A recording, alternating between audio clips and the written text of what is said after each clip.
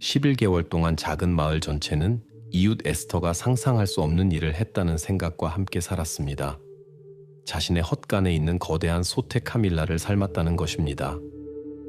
기자들은 이미 이 사건을 지역 역사상 가장 끔찍한 일로 명명했고, 사회는 식인 행위를 믿을 준비가 되어 있었으며 경찰은 최종 결론을 내리는데 주저하고 있었습니다. 그리고 거의 1년이 지나서야 진실이 드러났습니다. 카밀라는 실제로 죽었지만 상황은 완전히 달랐습니다. 아무도 누구를 삶지 않았습니다. 하지만 나중에 밝혀진 비밀은 똑같이 충격적이었습니다. 이 일은 2021년 5월 4일 화요일 저녁 칠레 남부 마울레 지방의 작은 마을에서 일어났습니다. 오후 8시 15분 9세의 카밀라는 어머니에게 이웃인 에스터의 집에 영화를 보고 밤을 보내러 간다고 말하며 집을 나섰습니다. 이런 방문은 일상적인 일이었습니다. 에스터의 집은 걸어서 2분 거리에 있었고 가족은 오랫동안 이 여성을 잘 알고 있었습니다. 47세 과부인 에스터 주인은 혼자 살았으며 이웃들에게 의심을 받은 적이 없었습니다. 그러나 5월 5일 아침 카밀라는 집에 돌아오지 않았습니다.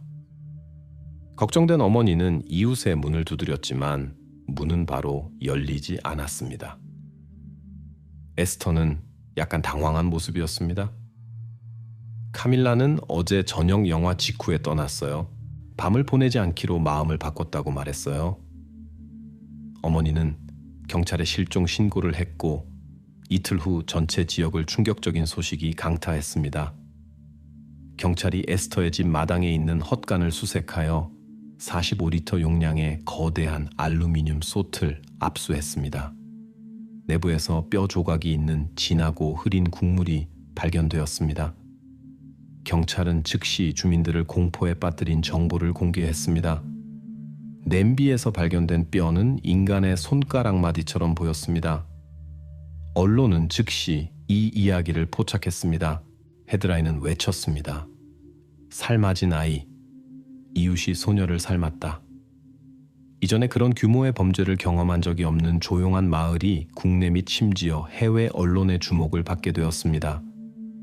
수사는 즉시 사건을 더욱 복잡하게 만드는 몇 가지 세부 사항을 밝혀냈습니다.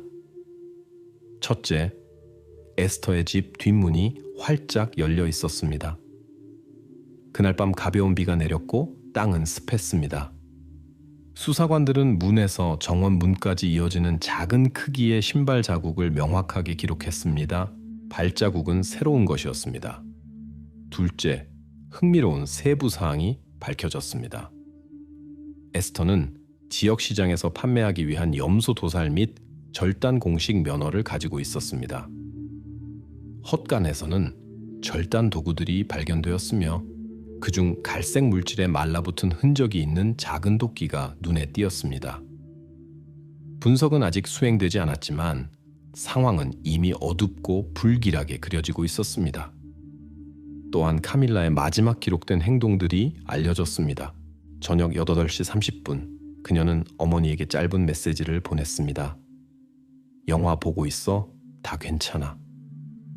이것이 카밀라와의 마지막 연락이었습니다. 오후 9시 5분 이후 전화는 더 이상 신호를 보내지 않았고 네트워크 접속 범위를 벗어났습니다. 통신사들은 이 사실을 공식적으로 확인했습니다. 마을에는 즉시 소문과 이론들이 퍼졌습니다. 에스터가 즉시 주요 용의자가 되었습니다. 그녀는 카밀라를 마지막으로 산채로 본 사람이었고 그녀에게서 의심스러운 뼈가 있는 이상한 국물이 발견되었으며 여성은 초기 신문 중에 명백히 긴장했습니다. 기자들은 계속해서 그녀의 집을 감시했고 대중은 매우 부정적으로 반응했으며 카라비네로스, 칠레 경찰은 이미 기소를 암시하고 있었습니다. 그러나 또 다른 버전이 등장했습니다. 몇몇 이웃들은 카밀라가 사라진 날 저녁 에스터의 집 근처에서 하얀 픽업 트럭을 봤다고 경찰에 신고했습니다. 차량은 카밀라의 전화가 연결이 끊긴 후 약 1시간 후인 저녁 10시 15분경에 거기에 주차되어 있었습니다. 목격자들은 그것을 지역에서 낯선 차라고 설명했지만 아무도 번호판을 기억하지 못했습니다. 수사관들은 수수께끼 같은 차량을 찾기 위해 지역의 모든 감시 카메라를 확인하기 시작했지만 아직 결과는 없었습니다. 수사 초기 단계에서 경찰이 제시한 가장 큰 증거는 솥에서 발견된 뼈 조각이었습니다. 한 경찰관이 비공식적으로 지역 신문 기자와 대화하면서 발견된 뼈가 형태상 인간의 손가락마디와 매우 유사하다고 말했습니다. 언론은 즉시 이를 시킨 행위의 직접적인 증거라고 불렀습니다. 공포와 공황이 도시 전체에 빠르게 퍼졌습니다. 사람들은 에스터의 빠른 체포를 요구하기 시작했고 소셜미디어에서는 그녀에게 위협과 증오의 폭풍이 쏟아졌습니다. 여성은 심지어 식료품을 사러 나가지도 못한 채 자신의 집에 숨어 있어야 했습니다. 경찰은 그녀를 가능한 자경단 처벌로부터 보호하기 위해 24시간 감시 아래 두었습니다. 그러나 수사는 계속되었고 곧 인간뼈에 대한 이론의 첫 번째 균열이 생기기 시작했습니다. 전문가들은 발견된 뼈 조각들이 에스터가 합법적으로 판매를 위해 도살하던 염소와 같은 동물의 것일 수 있다고 조심스럽게 추측하기 시작했습니다. 5월 12일 솥과 잔해물이 압수된 지 일주일 후 법의학 전문가의 예비 보고서가 접수되었습니다. 문서에는 수사관들이 과감한 발표를 자제하게 만든 문구가 있었습니다. 뼈는 아마도 인간의 것이 아닐 것입니다. 아마도 이 단어는 끝없는 추측의 원인이 되었습니다. 경찰은 공식적으로 식인 행위 이론을 확인하기를 거부했지만 최종 결론은 왜인지 하루하루 지연되었습니다. 이는 더 많은 소문과 추측을 낳았습니다. 법의학 전문가의 예비 결론 직후 경찰과 언론의 버전에서 첫 번째 모순과 불일치가 드러나기 시작했습니다. 전문가들은 모든 증거를 다시 확인하기 시작했습니다. 곧 처음 며칠 동안 그렇게 명백해 보였던 그림이 완전히 다른 이야기, 모두에게 복잡하고 완전히 예상치 못한 이야기를 숨기고 있다는 것이 밝혀질 것입니다. 하지만 완전한 진실이 드러나기까지는 거의 1년이 걸릴 것입니다. 11개월 동안의 불확실성과 의심, 그 후 카밀라의 이야기는 도시에게 더욱 비극적이고 놀라운 일이 될 것입니다. 왜 혼자 사는 염소고기 상인이 도살 면허 없이 밤에 도살을 하고 있을까요? 수사는 무자비하게 진행되었습니다. 언론에서는 발견된 뼈에 대한 예비 결론을 둘러싼 뜨거운 논쟁이 계속되는 동안 수사관들은 에스터 G에게 관심을 돌렸습니다. 경찰은 카밀라 사건에 빛을 비추는 유일한 방법은 용의자 1번을 자세히 조사하는 것이라고 이해했습니다. 도시는 에스터를 시끄러운 모임과 축제를 피하는 폐쇄적인 여성으로 알고 있었습니다. 그녀는 마을 외곽에서 조용하고 소박하게 살았으며 불필요한 교류를 피했습니다. 그러나 수사관들은 이웃들의 개인적인 호감이나 반감에 관심이 없었고 실제 동기와 범죄 상황을 가리킬 수 있는 세부 사항들에 관심이 있었습니다. 에스터의 집과 지하실은 여러 날 동안 철저히 검사되었습니다. 그곳에서 어두운 벽과 집에서 만든 통조림이 있는 선반들 사이에서 경찰은 예상치 못한 것을 발견했습니다. 오래된 냉동고에서 14개의 냉동 염소 사체가 발견되었습니다. 이 사실 자체는 범죄가 아니었습니다. 염소고기 거래는 에스터의 주요 수입원이었습니다. 그러나 문제는 다른 곳에 있었습니다. 그녀의 면허는 오직 주간에만 위생 통제해서만 도살과 처리를 허용했습니다. 그러나 옆에서 발견된 노트북의 기록은 야간 도살이 그녀에게 정상이 되었다는 것을 보여주었습니다. 수사관들은 이 기록의 날짜 각각이 이웃들이 에스터의 집에서 불빛이 오래 켜져 있고 이상한 소리가 들리는 것을 알아차린 밤과 정확히 일치한다는 것을 빠르게 확인했습니다. 이 기록의 세부 사항은 이상하게 보였습니다. 도살 시간은 항상 저녁 10시 30분과 자정 사이였습니다. 이러한 일치는 우연일 수 없었습니다. 또한 경찰은 지역 병원의 의료 기록을 발견했습니다. 구체적인 진단 세부 사항이나 진단 없이 2014년으로 거슬러 올라가는 정신과 의사의 기록이 있었습니다. 정신과 의사는 에스터에게 엄격한 질서에 대한 강한 열망, 강박적인 꼼꼼함, 그리고 가장 우려되는 어린 이웃들에 대한 지속적인 반감을 기록했습니다. 구체적인 진단을 언급하지 않고 이 기록들은 경찰의 의심을 확인했습니다. 에스터에게는 자신만의 특이점이 있었고 그것들은 처음에 보였던 것보다 훨씬 더 심각할 수 있었습니다. 경찰서에서 신문을 받은 에스터는 긴장됐지만 자신감을 잃지 않았습니다. 수사관은 카밀라가 사라진 저녁 9시부터 자정 사이에 그녀가 무엇을 하고 있었는지 직접 물었습니다. 에스터는 건조하고 명확하게 대답했습니다. 드라마를 보고 있었어요. 매일 저녁 새로운 에피소드가 방영되는데 절대 놓치지 않아요. 경찰은 즉시 케이블 TV 회사를 통해 그녀의 알리바이를 확인했습니다.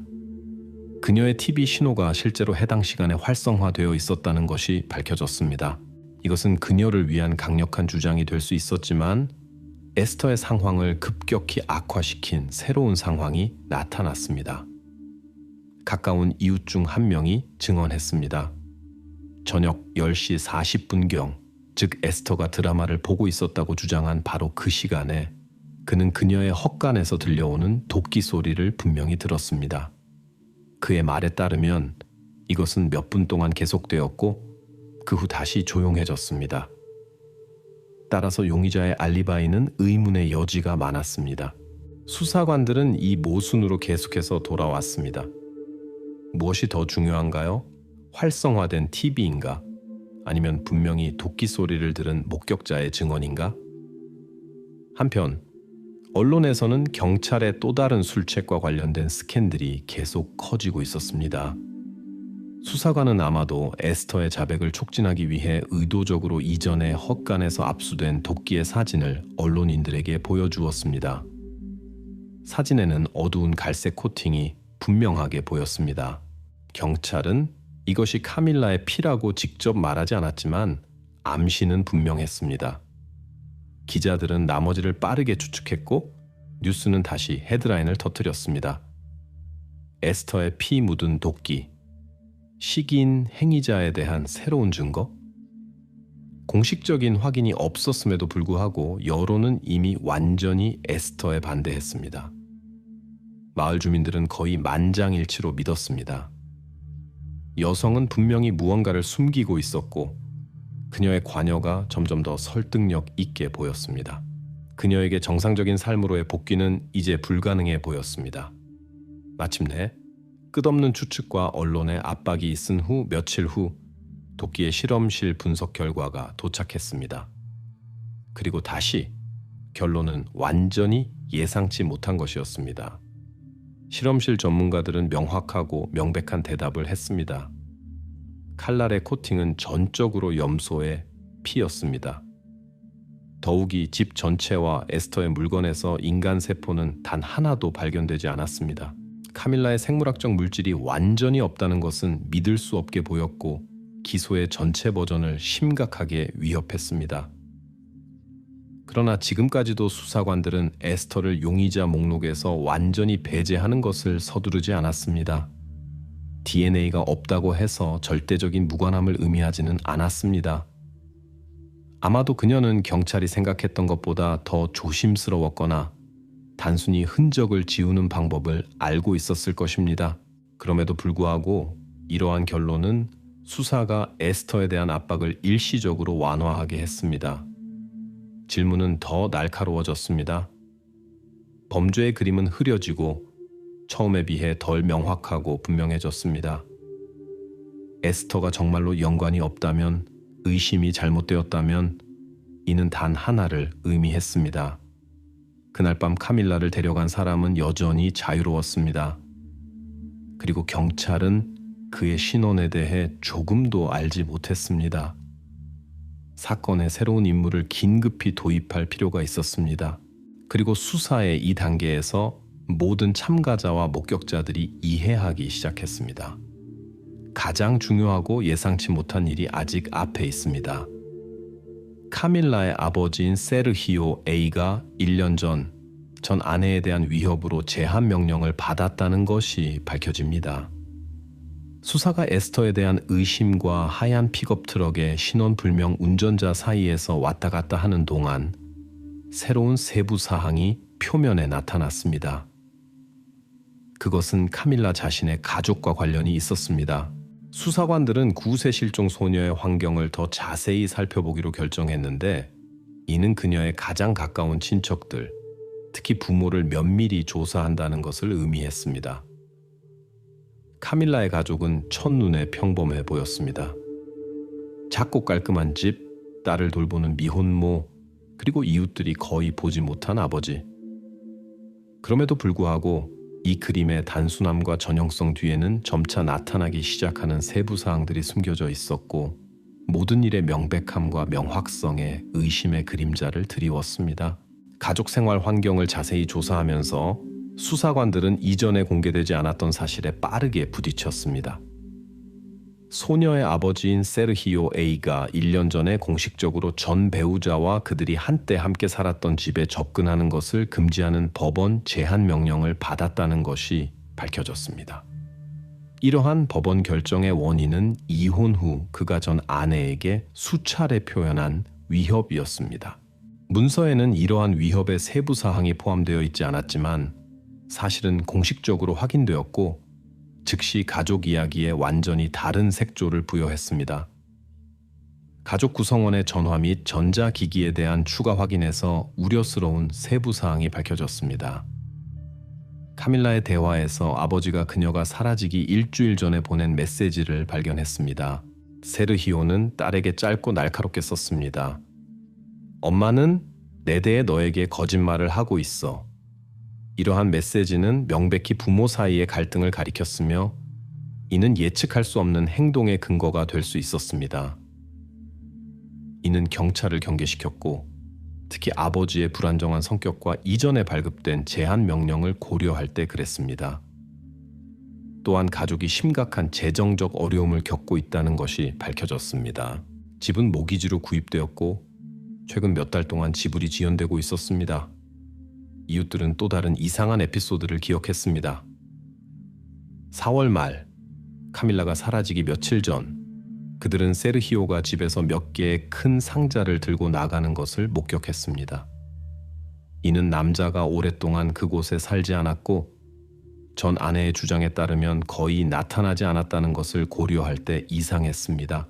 상자에 정확히 무엇이 있었는지 아무도 몰랐지만, 그 사건 자체는 전 남편과의 접촉이 완전히 없다는 어머니의 주장과 맞지 않았습니다. 수사관들은 추가 조사를 위해 카밀라의 어머니를 다시 불렀습니다. 그녀의 대답은 자신감 있고 단호했습니다. 그녀는 주장했습니다. 세르히오는 몇 달 동안 여기에 오지 않았어요. 우리는 거의 대화하지 않았고 전화로 간단히 통화했을 뿐이며, 그것은 항상 갈등으로 끝났어요. 경찰은 세르히오의 휴대폰 위치 데이터를 사용하여 이러한 진술을 확인했습니다. 여기서 수사는 어머니의 말과 완전히 모순되는 사실에 부딪혔습니다. 카밀라가 사라진 밤, 세르히오의 전화는 에스터의 집에서 3km 이내에 등록되어 있었습니다. 이는 전 남편이 바로 옆에 있었다는 것을 의미했지만 직접 현장에 있지는 않았습니다. 이것이 그의 죄를 증명하지는 않았지만 어머니의 진술의 신뢰성을 심각하게 흔들었습니다. 누군가는 분명히 모든 진실을 말하지 않고 있었습니다. 수사관들은 이러한 모순에 직면하여 가능한 동기를 고려하기 시작했습니다. 세르히오가 강제로 딸을 데려가려는 시도. 이 버전은 빠르게 언론에 누출되었고, 기자들은 즉시 이를 받아들여 스캔들을 엄청난 규모로 부풀렸습니다. 새로운 헤드라인은 다시 여론의 흐름을 바꿨습니다. 가족 납치. 세르히오가 전 아내에게 복수하기 위해 자신의 딸을 납치했나? 도시는 다시 공황과 불안에 빠졌습니다. 주민들이 이미 식인 행위에 대한 무서운 버전으로 억압되어 있었던 것 외에도 이제 그들은 카밀라의 아버지를 의심하기 시작했으며, 그를 개인적인 갈등으로 인해 극단적인 조치를 취할 수 있는 사람으로 보았습니다. 세르히오는 갑자기 강력한 사회적 압력 아래에 놓였으며, 그가 어떤 식으로든 카밀라의 실종과 관련이 있다는 증거가 아직 없었음에도 불구하고 그랬습니다. 그러나 수사가 이 버전을 깊이 파고들기 시작하자마자 이에 강력히 모순되는 새로운 사실들이 드러났습니다. 경찰은 실종 장소에서 70km 떨어진 곳에 위치한 주유소의 감시 카메라 영상에 접근했습니다. 영상에는 그날 밤 10시 12분에 차분히 자동차에 기름을 넣고 있는 세르히오가 분명히 보였습니다. 이는 그가 물리적으로 에스터의 집과 주유소에 동시에 있을 수 없었다는 것을 의미했습니다. 전 남편의 알리바이는 부분적으로 확인되었고 그가 실종 밤의 사건에 참여했다는 버전은 수사관들의 눈앞에서 무너지기 시작했습니다. 그러나 경찰은 세르히오를 용의자에서 완전히 배제할 준비가 되어 있지 않았습니다. 위치 데이터는 너무 모호했고 전 아내와의 갈등은 너무 깊고 개인적이었습니다. 의심은 약해졌지만 수사의 일부로 계속 남아 있었습니다.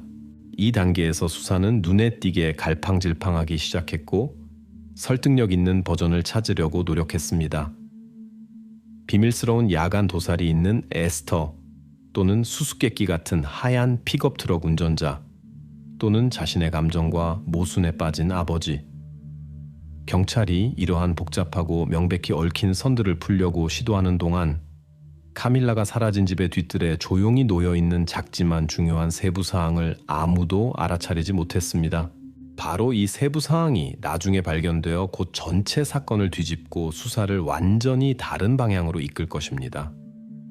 7월, 라스트릴리아스 운하 근처의 농부가 CA 이니셜이 수놓아진 31 사이즈의 어린이 운동화를 발견합니다. 수사가 무력하게 모순과 거짓 증거의 미로를 헤매는 동안 각각의 새로운 상황은 그림을 더욱 복잡하게 만들 뿐이었습니다.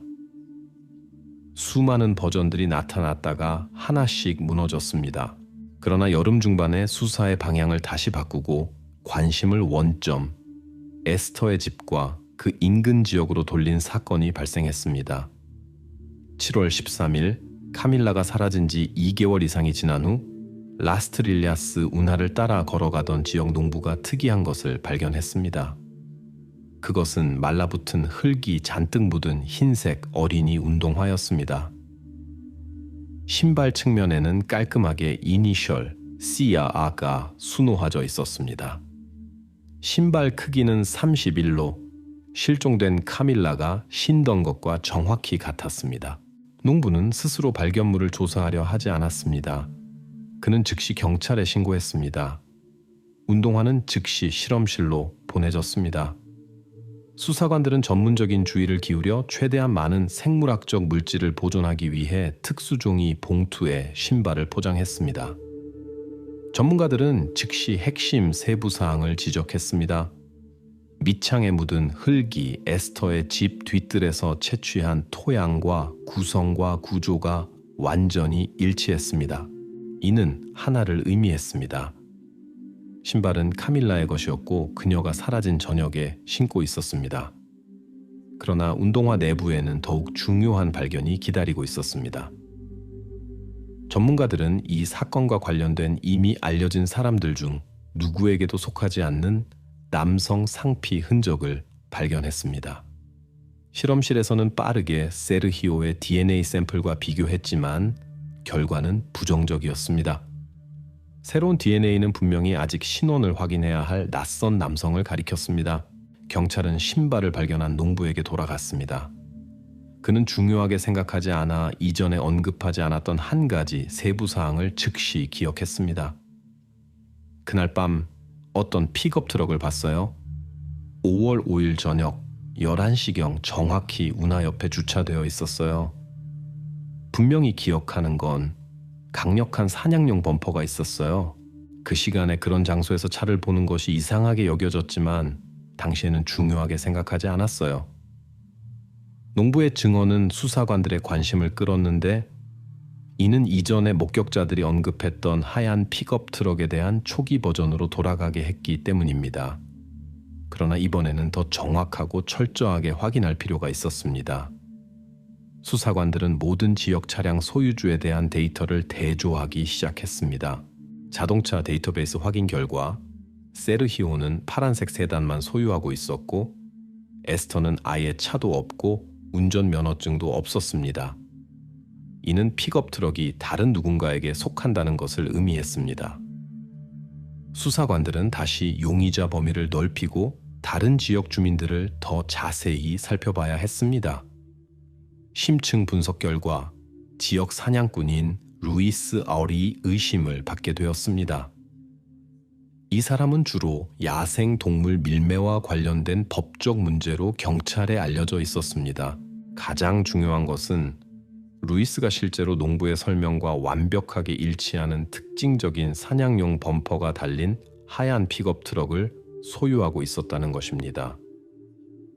이것은 오랜만에 설득력 있는 단서였고 경찰은 철저히 확인하기로 결정했습니다. 루이스는 신문에 소환되었습니다. 남자는 침착하게 행동하며 공황 없이 수사에 자신의 데이터를 제공했고 5월 5일 밤에 라스트릴리아스 운하 근처에 전혀 없었다고 주장했습니다. 저는 여기서 멀리 떨어진 곳에서 사냥을 하고 있었어요. 증명할 수 있습니다. 루이스는 자신 있게 말했습니다. 수사관들은 즉시 자동차 번호판을 기록하는 도로 카메라의 로그 데이터를 확인했습니다. 곧 경찰은 루이스를 완전히 무죄로 입증하는 정보를 받았습니다. 카메라는 5월 5일 밤 카밀라의 실종 장소에서 120km 이상 떨어진 곳에서 그의 하얀 픽업 트럭을 명확하게 기록했습니다. 하얀 픽업 트럭을 지적한 농부는 단순히 실수했습니다. 달빛 아래에서 기억이 불확실했고 그는 아마도 차량의 색을 혼동했을 것입니다. 루이스와 그의 픽업 트럭에 대한 버전은 이전 가설들처럼 즉시 무너졌습니다.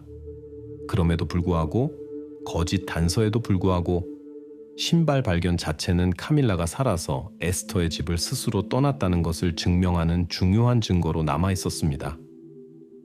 따라서 수사관들은 픽업 트럭과 관련된 초기 버전을 완전히 재검토해야 했습니다. 이제 하얀 차량은 더 이상 수수께끼의 열쇠로 보이지 않았습니다. 그러나 발견된 신발의 중요성은 과소평가할 수 없었습니다. 이 발견은 카밀라가 무사히 에스터의 집에서 나갈 수 있었고 이웃에 대한 모든 이전 의심이 다시 약화되었음을 분명히 가리켰습니다. 한편 경찰은 멀고 모호한 단서에 너무 집중한 나머지 더 명확한 세부 사항들, 말 그대로 그들의 발 아래에 있는 것들을 알아차리지 못했습니다. 수사는 서서히 결말에 다가가면서 인간의 기억이 얼마나 불확실하고 바로 눈앞에 있는 중요한 것을 얼마나 쉽게 놓칠 수 있는지를 반복해서 증명했습니다.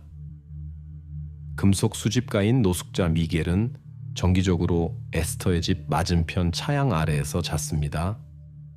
5월 4일 밤에 그는 평소 자리에서 사라졌습니다. 수사는 다시 막다른 골목에 이르렀습니다. 하얀 픽업 트럭에 대한 버전은 무너졌고 루이스 R은 의심에서 벗어났으며 발견된 신발은 카밀라가 스스로 에스터의 마당을 떠났음을 확인했지만 주요 질문에 대한 답은 주지 않았습니다. 수사관들은 다시 실종 지점으로 돌아가 바로 근처에 있던 사람들을 면밀히 살펴봐야 했습니다. 그렇게 해서 사건의 지평선에 미겔, 더 널리 알려진 이름으로는 트라우아가 나타났습니다. 그는 지역에서 잘 알려진 인물이었습니다. 고철, 빈캔, 오래된 가전제품을 찾아 항상 움직이는 노숙자 금속 수집가. 미겔은 종종 에스터의 집 바로 맞은편에 있는 오래된 창고 건물 차양 아래에서 잤습니다. 그의 존재는 오래전부터 주민들의 관심을 끌지 않았으며 경찰은 지금까지 그와 대화할 필요성을 느끼지 않았습니다. 그러나 5월 4일에서 5일 사이의 밤에 아무도 미겔을 평소의 자리에서 보지 못했습니다. 이것은 의심스러워 보였습니다. 경찰은 이 사람을 더 자세히 조사하기로 결정했습니다. 수사관들이 미겔을 찾았을 때 그들은 처음에는 의심스러워 보이는 몇 가지 물건들을 발견했습니다. 작은 자물쇠의 따개, 일반 드라이버, 그리고 명백히 어린이용인 잠금 장치가 없는 가느다란 팔찌. 팔찌는 카밀라의 것이 아니었습니다. 그녀의 어머니가 확인했습니다. 하지만 크기와 유형으로 보아 분명히 거의 같은 나이의 아이에게 맞는 것이었습니다. 이 물건을 어디서 얻었냐는 질문에 미겔은 대답할 수 없었고 단지 길에서 찾아서 금속 고철과 함께 팔려고 했다고만 말했습니다. 경찰 기록 확인 결과 미겔은 이전에도 법 집행기관의 시야에 들어온 적이 있었습니다. 1년 전 그는 인근 거리 중 하나에서 닭을 훔친 혐의로 체포된 적이 있었습니다. 이 정보가 그를 경찰의 눈에 심각한 범죄자로 만들지는 않았지만 분명히 의심을 강화시켰습니다. 수사관들은 미겔을 자세히 신문했습니다. 그는 침착하게 신경질이나 공격성 없이 행동했습니다. 그는 카밀라가 사라진 밤에 창고 근처에서 자지 않았다고 경찰에 자신 있게 말했는데 그 이유는 노숙자 쉼터로 갔기 때문이라고 했습니다. 그의 말은 쉽게 확인할 수 있었고 수사관들은 즉시 쉼터 관리자에게 연락했습니다. 그러나 쉼터의 등록 일지는 그날 밤에 의외로 비어 있었습니다. 관리자는 이를 근무 직원의 교대로 설명했는데 어떤 이유로 기록을 유지하지 않았다고 했습니다. 직원은 그날 밤 실제로 근무했다고 확인했지만 구체적으로 미겔을 기억할 수는 없었습니다. 쉼터를 통과하는 많은 사람들이 있기 때문입니다. 또한 미겔의 옷에서 경찰은 전문가들이 빠르게 건축용 석회로 식별한 이상한 하얀 가루 흔적을 발견했습니다. 그것이 어디서 왔는지에 대한 질문에 미겔은 차분히 대답했습니다. 건설 현장에서 시멘트를 내렸는데 거기서 모든 것이 이 가루로 덮여 있어요. 씻어내기 어렵다는 것을 아시죠? 이 설명은 논리적으로 들렸지만 수사관들은 사건의 전체 그림과 결과를 신속하게 요구하는 사회의 신경질적인 분위기를 고려할 때 완전히 확신하지는 못했습니다. 석회는 수사관들의 높은 관심의 대상이 되었습니다. 그들은 이미 범죄자들이 때때로 건축용 혼합물과 화학시약을 사용하여 범죄의 흔적을 숨기려 한다는 전문가들의 이론을 들었기 때문입니다. 수사관들의 머리에 즉시 미겔이 증거를 용해시키기 위해 석회를 사용했을 수 있다는 이론이 떠올랐습니다. 미겔은 건설 현장에서 일하며 오래된 장비를 수리하는 일을 도왔습니다. 그 중에서도 그는 때때로 채석장 작업에 사용되는 워킹 굴착기와 같은 특수 장비 소유자들을 위해 임시 작업을 수행했습니다. 증거 용해 이론을 고려하여 경찰은 미겔이 일했을 수 있는 굴착기와 주변 지역을 수색할 영장을 받았습니다. 이는 심각한 결정이었지만 그곳에서는 의심스러운 것이 발견되지 않았습니다. 광범위한 검사에도 불구하고 범죄의 흔적은 발견되지 않았으며 이는 또 다른 거짓 단서에 귀중한 시간을 낭비하고 있는 수사팀에게 추가적인 좌절감을 안겼습니다. 상황이 급격히 바뀐 것은 경찰이 쉼터의 감시 카메라 영상에 접근했을 때였습니다. 일지의 기록이 없었음에도 불구하고 카메라 중 하나가 카밀라가 사라진 밤 정확히 오후 11시 10분에 미겔이 조용히 쉼터 건물에 들어가는 것을 포착했습니다. 이 사실은 그의 말을 완전히 확인해 주었고 그에 대한 정교한 기소 이론을 무너뜨렸습니다. 의심은 다시 무너졌고 경찰은 또 다른 막다른 골목에 놓이게 되었습니다. 미겔은 주요 용의자 목록에서 제외되었지만 그에 대한 모든 질문을 완전히 제거하는 것은 시기상조였습니다. 그는 여전히 알아차리지 못한 채로 무언가를 보았거나 알고 있을 수 있는 사람이었습니다. 수사관들은 다시 한 걸음 물러서야 했습니다. 미겔에 대한 의심은 공식적으로 약화되었지만 한 가지 세부 사항이 전문가들을 계속 괴롭혔습니다. 석회입니다. 그것은 정말로 어디서든 건설 현장, 수리 작업, 오래된 장비, 그의 옷에 붙었을 수 있지만 경찰은 아직 이를 확신할 수 없었습니다. 이 겉보기의 사소한 세부 사항이 얼마 후 수사관들을 그들이 아직 의심조차 하지 않았던 완전히 예상치 못한 단서로 이끌 것입니다. 여전히 새로운 단서를 찾는 중에 있던 수사는 이미 알려진 사실들을 다시 검토해야 했습니다. 그러나 한 가지가 점점 더 분명해졌습니다. 가장 중요한 대답은 여전히 처음에는 우연하고 사소해 보이는 세부 사항과 디테일에 숨겨져 있었습니다. 카밀라의 친구인 셀레나 R. 9세가 갑자기 대화를 기억합니다. 카밀라는 에스터의 마당에 나가는 것을 두려워했어요. 거기서 냄새가 났고 어떤 아저씨가 돌아다녔어요. 수사관들이 모순된 증거와 설득력 없는 알리바이와 씨름하는 동안 카밀라 자신의 직접적인 환경에서 나온 새로운 단서가 예기치 않게 나타났습니다. 그것은 이전의 사건에서 언급되지 않았던 사람, 카밀라의 친한 친구인 셀레나 R에게서 왔습니다. 수사관들은 지역에 사는 아이들을 다시 인터뷰하기로 결정했습니다. 인터뷰는 성인의 영향을 배제하기 위해 부모 없이 아동 심리학자의 참여로 엄격한 PACE 프로토콜에 따라 진행되었습니다. 카밀라의 친구인 셀레나는 처음에는 불확실하게 대답하며 심리학자의 눈을 피했지만 곧 실종 며칠 전에 있었던 겉보기에 사소한 대화를 기억해냈습니다. 카밀라는 에스터의 마당에 가는 것을 두려워한다고 말했어요. 거기서는 냄새가 나고 또 어떤 아저씨가 항상 돌아다녔어요. 그녀는 그를 좋아하지 않았어요. 이 새로운 정보는 수사관들이 즉시 2배의 주의를 기울여 사건에 참여하게 했습니다. 셀레나에게 조심스럽게 더 자세한 내용을 물었습니다. 불필요한 감정적 세부 사항 없이 소녀는 그녀의 어린 기억이 허용하는 한도 내에서 꽤 명확하고 자신 있게 남자를 묘사했습니다. 그는 수염이 있고 녹색 재킷을 입고 있었어요. 저녁 식사 후에 그는 어떤 무거운 자루들을 들고 나갔어요.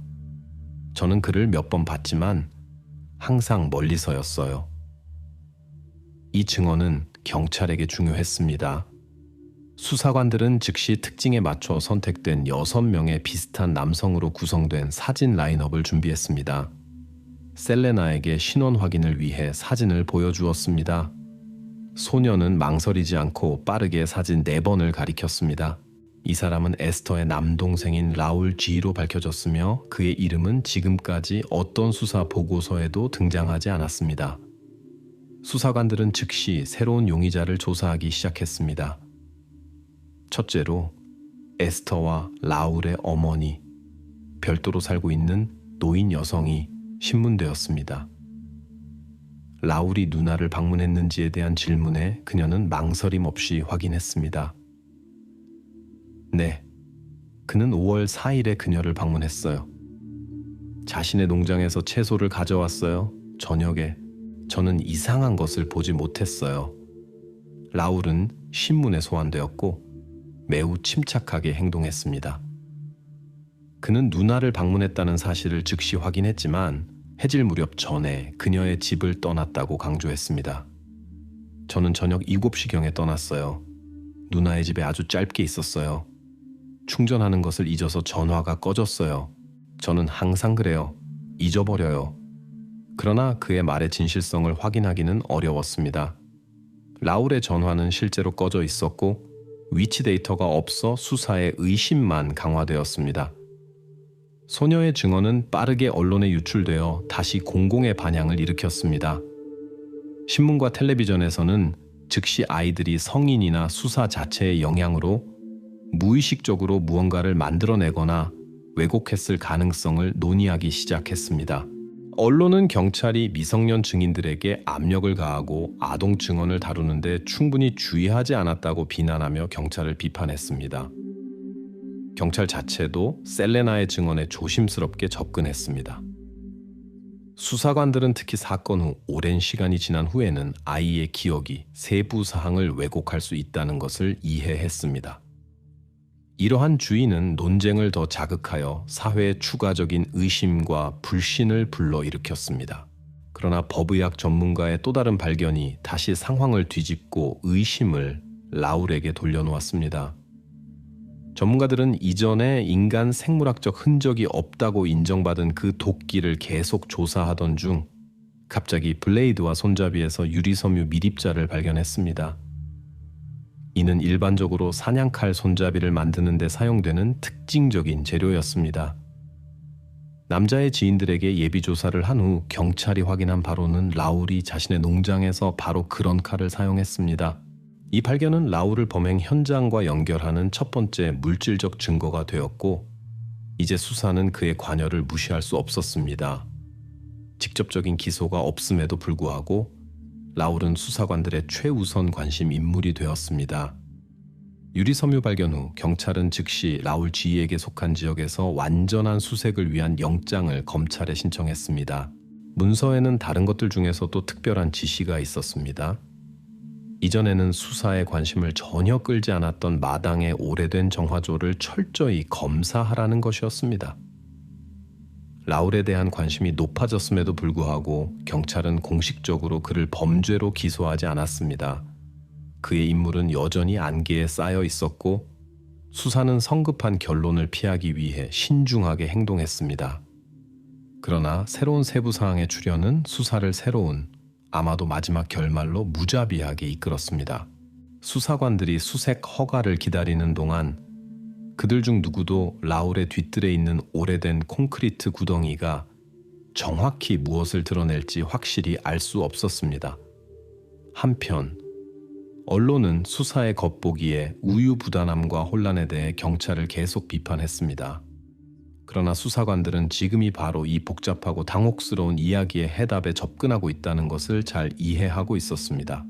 모든 작은 것들, 모든 불일치와 의심은 곧 하나의 전체적인 그림으로 합쳐져 마침내 카밀라의 실종 사건의 비밀 베일을 벗길 것이었습니다.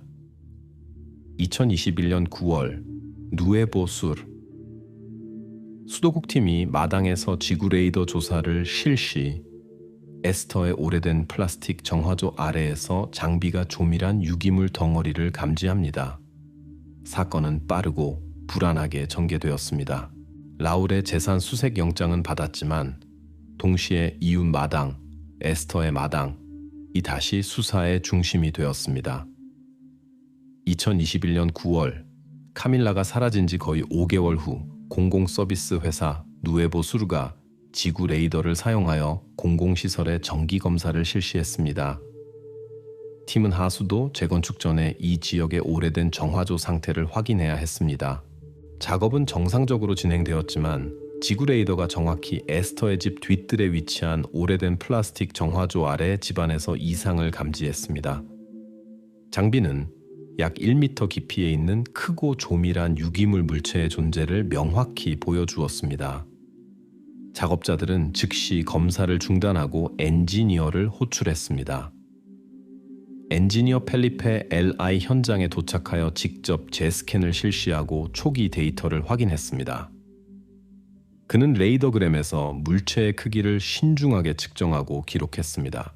이상의 윤곽은 명확하게 그려졌고 약 110cm 길이와 약 40cm 너비의 대략적인 치수를 가졌습니다.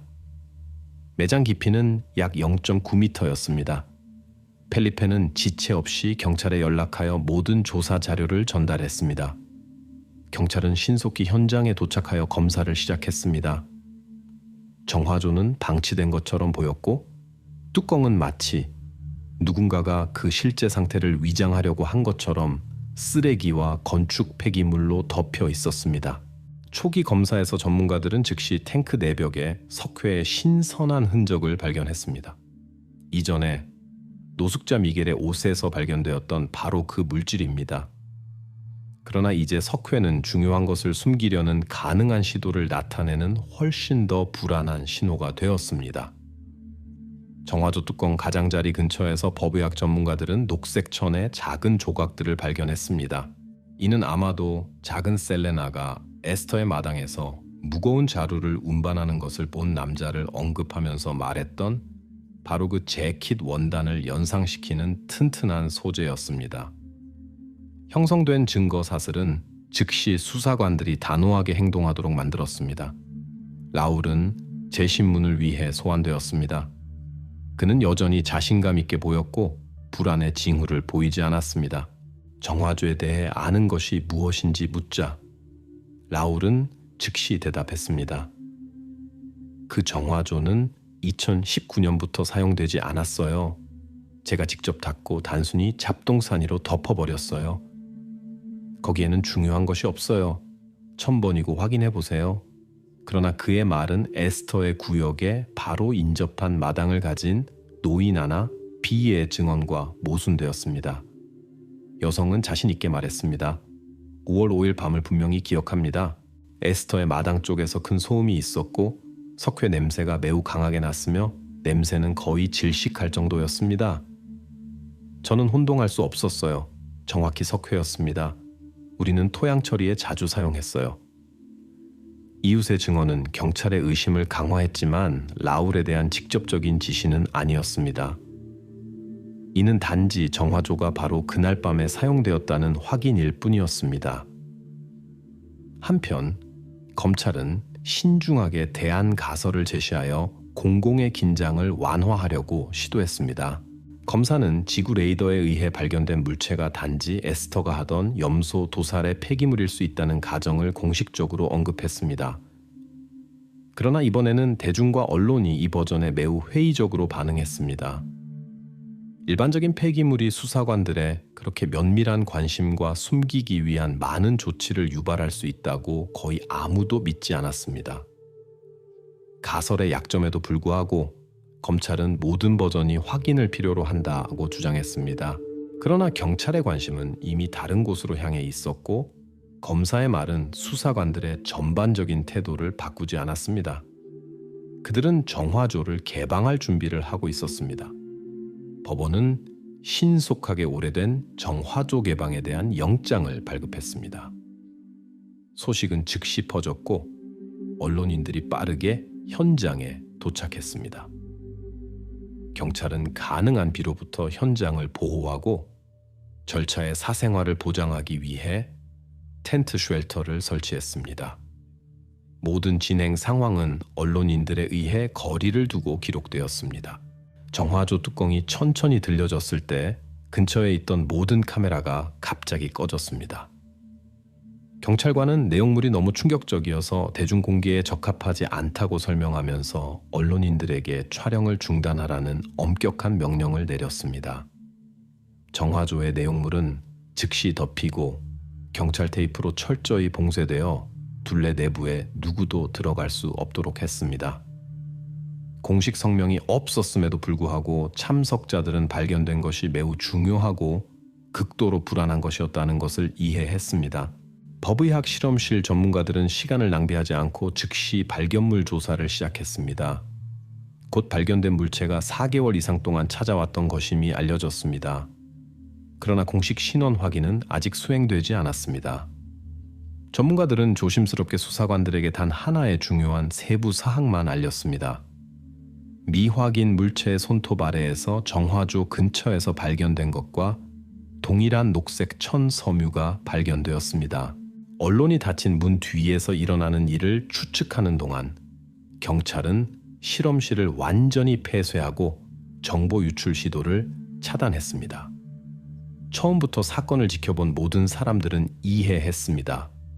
수사가 중대한 시점에 도달했다는 것을요. 발견된 녹색 천이 정확히 누구의 것인지 그리고 수사관들이 결론에 얼마나 가까이 다가갔는지 확인하는 것만 남았습니다.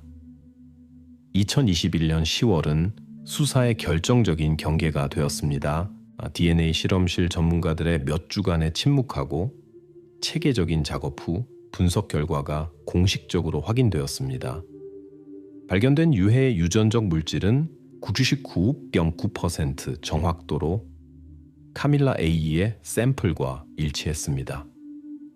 이는 수사가 거의 반년 동안 기다려온 최종적이고 반박할 수 없는 사실이었습니다. 또한 실험실은 또 다른 중요한 발견을 했습니다. 손톱 아래에서 에스터의 남동생인 라울 G에게 속한 상피 세포가 발견되었습니다. 수사관들은 즉시 라울의 외부 특징과 생물학적 물질을 대조하여 그의 손가락에 이미 치유되었지만 신선한 상처가 있음을 발견했는데 이는 발견된 흔적의 특성과 완벽하게 일치했습니다.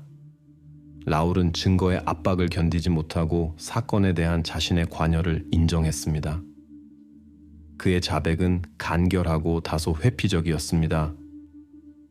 그것은 우연이었어요. 저는 단지 힘을 잘못 계산했고 그녀가 소리 지르기 시작했어요. 저는 공황 상태에 빠졌어요. 누나는 아무것도 몰랐어요. 수사는 결론에 접근했고 이전에 이해할 수 없었던 모든 세부 사항이 이제 명확하게 제자리를 찾았습니다. 사회의 공포와 공황을 일으킨 바로 그 수수께끼 같은 뼈는 단지 라울 자신의 뼈였습니다. 염소를 도살하는 동안 그는 실수로 손가락 관절을 다쳤고 그것을 일반 국물에 버렸습니다. 분석은 솥에서 발견된 피가 전적으로 염소의 것이었음을 확인했으며 식인 행위나 끔찍한 의식은 존재하지 않았습니다. 수수께끼처럼 사라진 카밀라의 스마트폰도 발견되었습니다. 그것은 도난당하거나 의도적으로 파괴된 것이 아니었습니다. 소녀는 에스터의 집 마당에서 실수로 떨어뜨렸고 라울은 나중에 그것을 발견하고 도중에 처리하기로 결정하여 나중에 운동화도 발견된 운하 근처 풀에 기기를 던졌습니다. 전화는 배터리가 완전히 방전될 때까지 야외에 있었습니다. 수수께끼의 주요 요소 중 하나가 된 석회는 라울이 유해의 자연분해 과정을 늦추려는 평범한 시도였습니다. 그는 누나의 집 영역에 바로 있는 닭장에서 그것을 가져왔습니다. 바로 이 석회의 흔적이 그 시기에 우연히 근처에서 일하던 노숙자 미겔의 옷에 있었습니다. 그럼에도 불구하고 완전한 증거 상황에서도 라울은 쉽게 항복할 생각이 없었습니다. 수사관들과 누나와의 대면 신문에서 그는 갑자기 진술을 바꾸어 에스터에게 일부 책임을 전가했습니다. 그녀가 저에게 전화해서 단지 구덩이를 덮으라고 말했어요. 저는 그녀가 요청한 대로 했어요. 에스터는 지금까지 모든 기소를 담담하게 견뎌왔지만 감정적으로 자신의 관여를 부인했습니다. 그러나 검사는 그녀에게 바로 그날 밤 0시 17분에 라울의 통화가 기록된 전화통화 기록을 보여주었습니다. 에스터의 메모장에는 형제가 실제로 어떤 구덩이를 닫으려고 한다는 것을 확인하는 짧은 메모가 있었습니다. 법원은 즉시 발생한 일을 미성년자 살인 후 은폐로 규정했습니다. 심지어 최초의 의도에 대한 직접적인 증거 없이도 라울의 초기 자백과 사망 사실 은폐의 조합은 범죄의 엄격한 규정에 충분히 설득력이 있었습니다. 2022년 3월 톨리마 지방 법원은 최종 판결을 내렸습니다. 라울 지인은 살인 후 범죄 은폐로 30년 징역형을 선고받았습니다. 그의 누나 에스터는 많은 소문과 그녀의 완전한 관여에 대한 초기 버전에도 불구하고 비고의적 은폐죄로 3년 집행유예만 선고받았습니다. 법원은 에스터가 사건에 참여하지 않았고 단지 상황의 압박하에 행동하여 남동생을 보호하려고 시도했다고 인정했습니다. 판결에 대한 항소는 없었습니다. 사건은 공식적으로 종결되었고 법원 판결에는 짧고 명확하게 기재되어 있었습니다. 언론에 의해 터무니없이 부풀려진 거짓 가설과 유죄자의 공황에 의해 악화된 비극적인 우연의 일치. 이 유명한 사건의 해결은 탁월한 형사수사관의 재능 때문이 아니라 철저하고 체계적인 공공서비스와 법의학 실험실의 일상적인 작업 덕분에 이루어졌습니다. 바로 일반 수도국 전문가와 DNA 실험실 전문가들이 언론과 대중에게 매력적이었던 드라마틱하지만 거짓된 버전을 제쳐두고 수사에 마침표를 찍었습니다.